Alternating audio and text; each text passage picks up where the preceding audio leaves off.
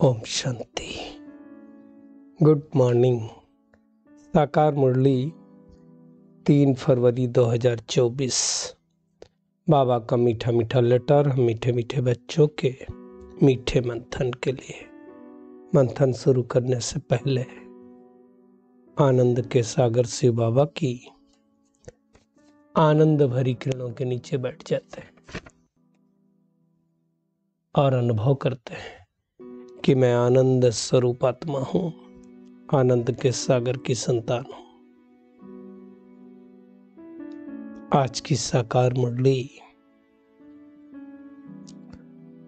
एक शब्द है जिसके ऊपर पूरी मुरली बाबा ने चलाई है, और उस शब्द की इंपॉर्टेंस क्या है तो उसको हम गहराई से समझेंगे। वो शब्द है सुदर्शन चक्रधारी। हम देखते हैं अगर भक्ति में सुदर्शन चक्र श्री कृष्ण जी को दिखाया गया है, विष्णु जी को दिखाया गया है। विष्णु अर्थात कंबाइंड रूप, घर गृहस्थ का रूप दिखाया गया ना, तो लक्ष्मी और नारायण के कंबाइंड रूप को विष्णु कहा जाता है।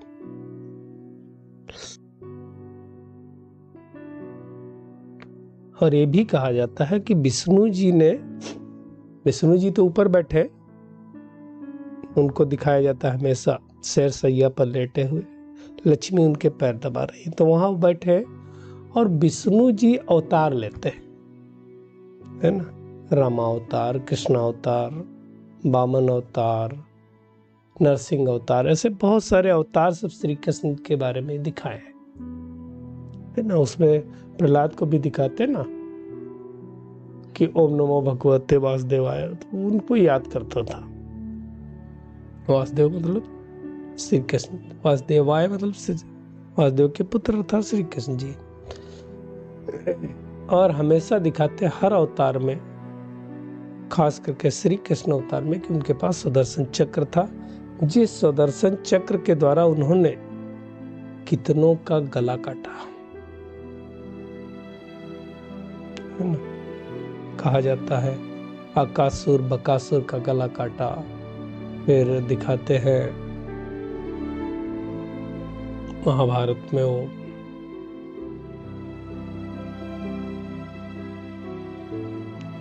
कि बहुत सारी जगहों पे उन्होंने सुदर्शन चक्र का यूज किया।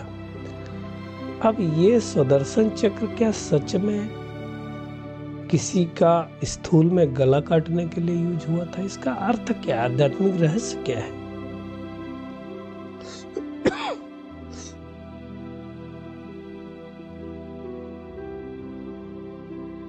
अकासुर बकासुर क्या है? तो अगर हम देखें थोड़ा सा इसकी गहराई में जाएंगे सुदर्शन चक्र की, तो अकासुर मतलब होता है जो कड़वा बोलता हो। अक माने एक अक का पेड़ भी होता है, और अक के फूलों को, जहरीले फूल होते हैं उसमें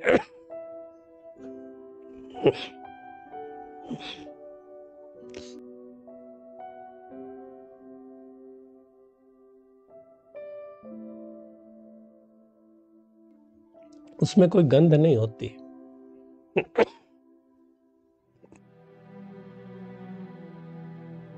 और उसको शिव के मंदिर में चढ़ाते, आक धतूरा ये चढ़ाते हैं।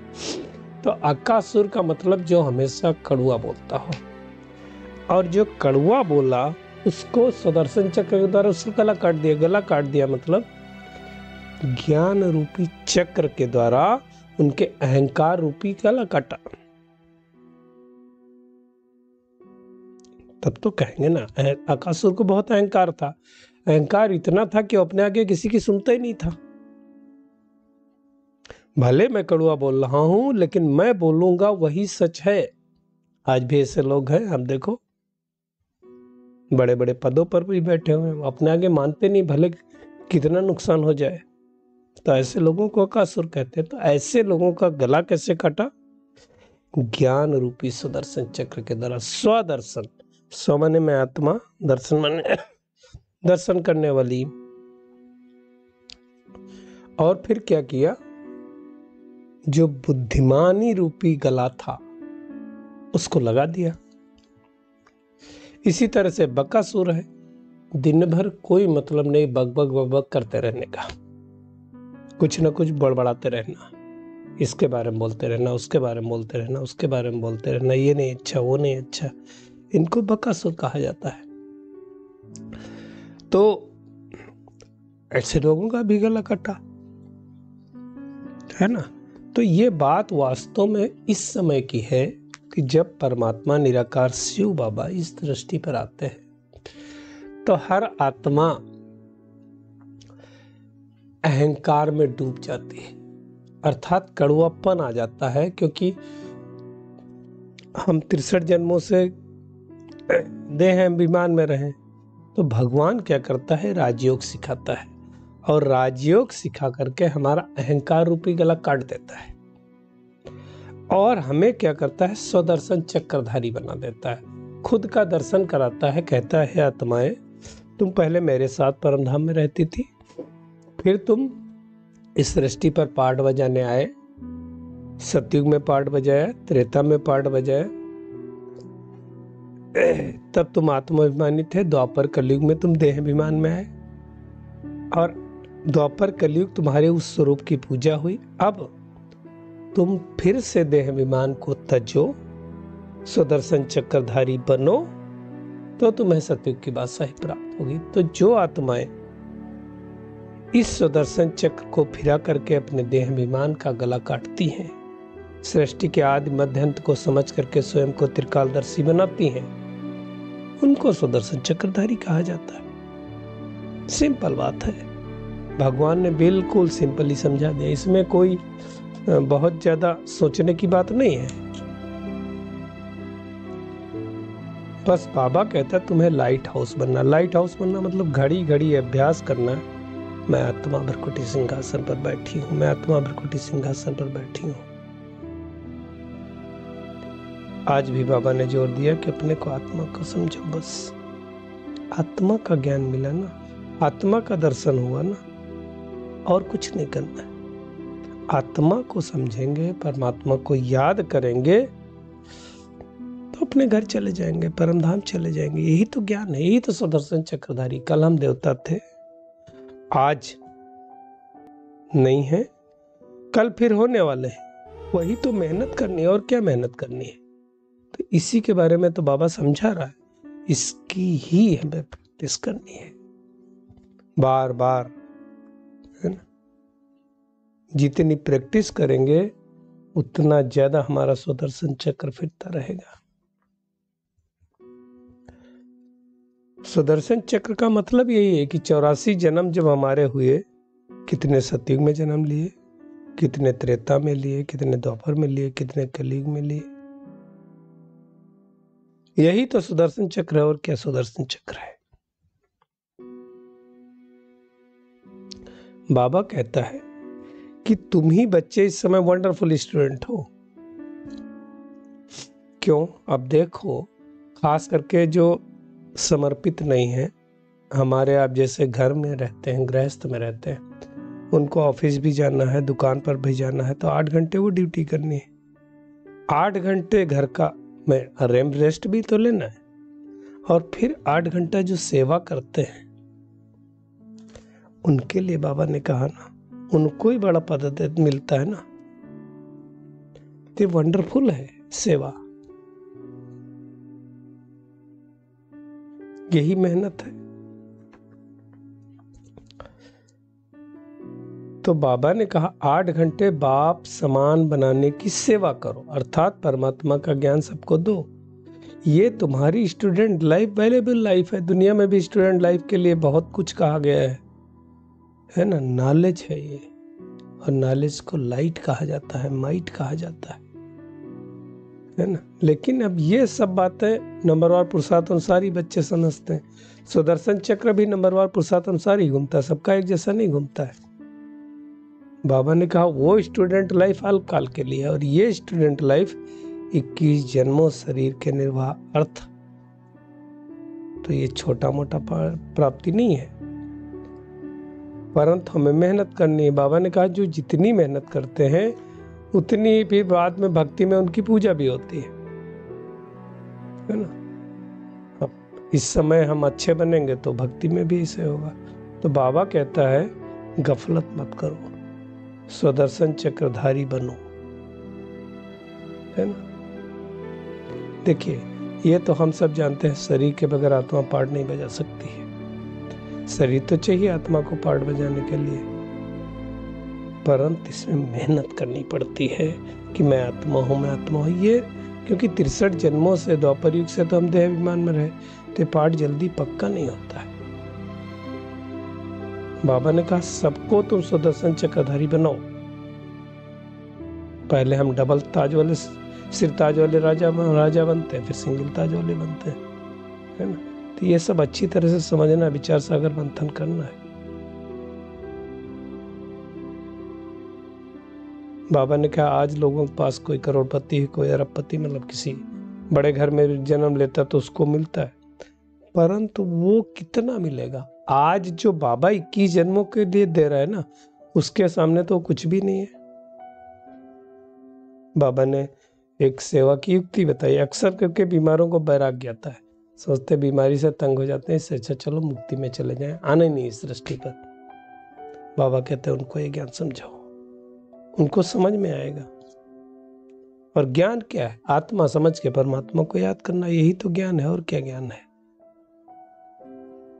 तो बाबा ने कहा अच्छी रीत ये पक्का कर लेना है कि हम बेहद परमात्मा की संतान हैं। हमारा बुद्धि योग परमात्मा के साथ है। देखिए माया बुद्धि योग तोड़ेगी, लेकिन मुझे तोड़ना नहीं है। बाबा ने आज अनन्य बच्चों को याद किया। अनन्य मतलब जो अन्य बच्चे हैं उनसे अलग है, अनन्य है, जिनकी गिनती होती है, जो मेन कहे जाते हैं उनको अनन्य कहा जाता है। तो हमें ऐसा रहना कि हमारी गिनती अनन्य में हो। बस कहीं भी बैठो, बाबा का ज्ञान सुनो, योग करो, सुदर्शन चक्रधारी होकर बैठो बस, है ना। सुदर्शन चक्र फिराते रहेंगे, बाबा को याद करेंगे तो खुशी भी रहेगी। खुशी कभी जाएगी नहीं, है ना। झुटके नहीं खाना है। वैसे भी बाबा कहता है जिसको कमाई होती है वो झुटके नहीं खाता है। तो हमें चेक करना है कितनी कमाई होती है। इसी ज्ञान से हम एवर हेल्दी एवर वेल्थी बनते हैं। तो क्या करना चाहिए? बाबा कहते हैं इस ज्ञान में लग जाना चाहिए, लेकिन ये सारा कुछ समझने के लिए विशाल बुद्धि चाहिए, हर कोई नहीं समझ सकता है। अब राजधानी स्थापन हो रही। बाबा कहता है सतयुग त्रेता में सब गोरे ही गोरे थे। गोरे गोरे मतलब आत्मा भी गोरी और शरीर भी गोला था। अभी क्या हो गया? आत्मा भी काली, शरीर भी काला हो गया। अब ये तो समझते नहीं, इसलिए क्या किया? लक्ष्मी नारायण को भी काला और गोरा दिखा दिया, श्री कृष्ण को भी दिखा दिया, श्री राम को भी दिखा दिया। अब उनको ये थोड़ी मालूम है कि ये गोरा और काले कैसे थे, है ना। बाबा ने कहा तुमको ज्ञान का तीसरा नेत्र मिला है जिससे तुम समझ सकते हो। तो क्या है आज का टेक होम? एक तो यही है कि हमें सुदर्शन चक्रधारी बन करके सृष्टि के आदि मध्य अंत को समझ करके अच्छी तरह से सुदर्शन चक्र को घुमाना है। एकांत में बैठ करके ज्ञान का चिंतन मनन सिमरण करना है। मेहनत करनी है। सदा निरोगी बनना है ना, तो मेहनत करनी है। अनेक आत्माओं को लाइट हाउस माइट हाउस बनाना है, खुद बन के बनाना है ना। 21 जन्मों के लिए अनेक आत्माओं को रूहानी टीचर बनकर ज्ञान देना है। आज का बाबा का वरदान है त्रिकालदर्शी स्थिति द्वारा तीनों कालों को स्पष्ट अनुभव करने वाले मास्टर नॉलेजफुल हो। वरदान भी उसी तरह से है जो त्रिकालदर्शी स्थिति में स्थित हो सकता है। त्रिकालदर्शी का मतलब हो गया तीनों कालों को अच्छी तरह से जान करके, कल हम क्या थे, आज क्या है, कल क्या होने वाले हैं। मतलब कल हम देवता थे, आज ब्राह्मण बने हैं, कल फिर देवता बनने वाले। जैसे बाबा ने एग्जाम्पल दिया कि शहर की ऊंची कोई टावर पे खड़े हो जाओ तो शहर को देखने में मजा आता है। इससे ही संगम युग टॉप पॉइंट है। इस पर बाबा ने कहा खड़े होकर तीनों कालों को देखो। और फलक से कहो हम ही देवता थे, हम ही फिर से बनेंगे। इसको कहा जाता है मास्टर नॉलेजफुल। एक ज्ञान भी बाबा ने हमें दिया, किसी और को तो है नहीं ज्ञान, तो इतना नशा होना चाहिए, तब हम बन सकते हैं निश्चय। आप देखो कल जो अव्यक्त बाप दादा आए, उन्होंने क्या कहा, 4 में निश्चय बताया। किसमें? स्वयं में निश्चय, परमात्मा में निश्चय, परिवार में निश्चय और ड्रामा में निश्चय।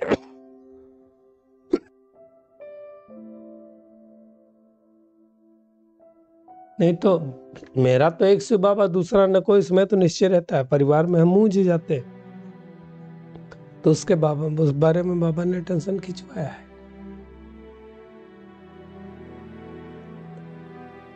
क्योंकि सबसे बड़ी बात है हमारी विजय होने में निश्चय बुद्धि की बात है। स्लोगन है हर समय अंतिम घड़ी, इस स्मृति में रहेंगे तो एवर रेडी बन जाएंगे।